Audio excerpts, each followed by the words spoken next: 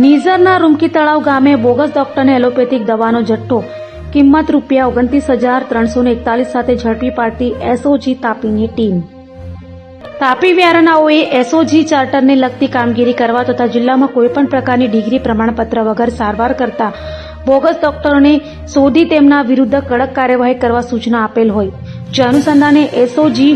શાખાના પોલીસ સ્ટાફના માણસો નીઝર પોલીસ સ્ટેશન વિસ્તારમાં બોગસ ડોક્ટરને પકડવા પેટ્રોલિંગમાં હતા। તે દરમિયાન અનારમાં હેડ કોન્સ્ટેબલ હિરેનભાઈ ચીમનભાઈ તથા અનારમાં પોલીસ કોન્સ્ટેબલ જયેશભાઈ બલિરામભાઈ નાઓને સંયુક્ત રીતે ખાનગી રહે બાતમી મળેલ કે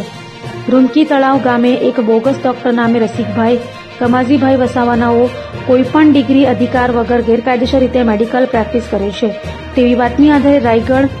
પીએચસીના મેડિકલ ઓફિસરને સાથે રાખી સદર જગ્યાએ રેડ કરતા બોગસ ડોક્ટર આરોપી રસિકભાઈ કમાજીભાઈ વસાવા રહે